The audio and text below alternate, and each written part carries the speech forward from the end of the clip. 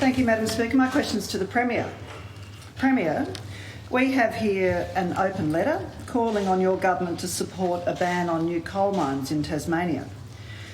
It's signed by 34 Tasmanian organisations, including Doctors for the Environment, Australian Youth Climate Coalition, the Tasmanian Aboriginal Centre, Renewable Energy Alliance and Agri-Energy Alliance, along with 35 academics and a whole range of individuals, including former Labor Premier David Bartlett, former Environment Minister Paula Reid and former Speaker of the House Andrew Laurie. These distinguished and passionate Tasmanians have joined the call for you to act for a safe climate and protect Tasmania's brand. On breakfast radio this morning, even Senator Jackie Lambie joined the call.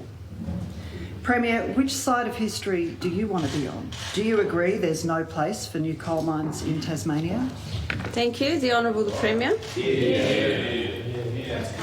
Thank you, Madam Speaker. I thank the member for the question, and I have indeed myself received a copy of that letter. Of course, my government is determined to ensure that this matter is appropriately handled through the processes that I outlined yesterday, but with a very clear statement that we will not do anything as a government that negatively impacts on our brand or indeed our other key objectives, such as to ensure that we meet the strong targets of growth in our agriculture sector that we've set ourselves and that we are on track to achieve under our policy platform.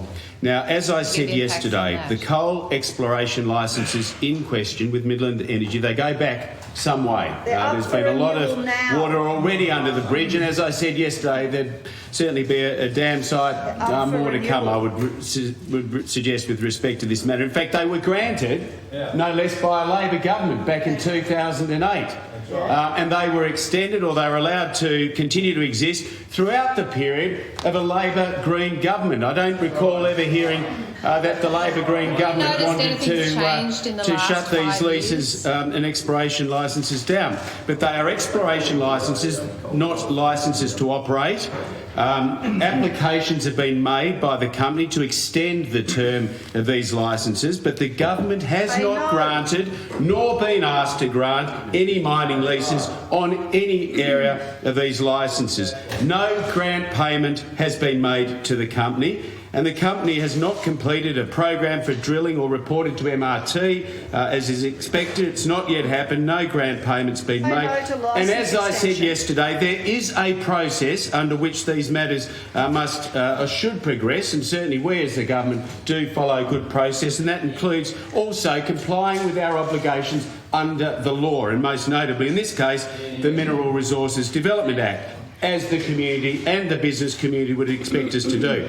And that includes appropriately receiving any advice from the Department on licences granted, including those that were granted under Labor Green governments. But as I've been very clear in also saying, we will do nothing to compromise or conflict with the state's best interests, and that is indeed also required of us under the law. And our policy position is very clear that we do not support mining on productive agricultural land. And certainly where it's not in the best interest and it conflicts with our clear and stated policy to grow the value of agriculture. So in that context, I do consider it an improbable proposition and very unlikely that the licences will be granted or renewed or any mining leases in the area be approved, but appropriate processes under law must also be followed. I want to say we'll strongly continue to support our mining and minerals industry, and I note that the coal mining industry has a long history in our state. It does support jobs in existing operations, particularly in the Fingal Valley and at Railton, and I don't recall the Greens, when they were in government, ever wanting to ban them or shut them down. No, they didn't. But I do recall a time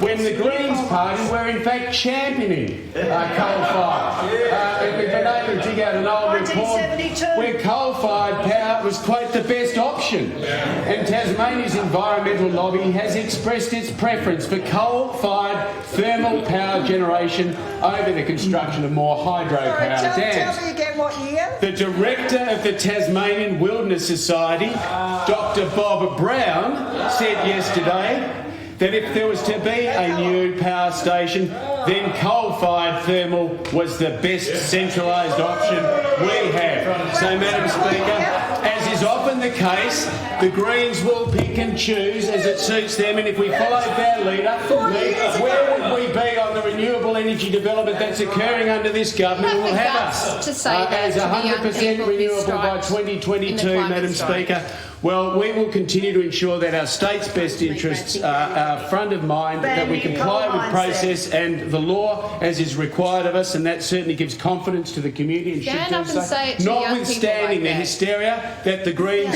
will endeavour to whip up, but our position on this is very David clear. Bartlett hysterical?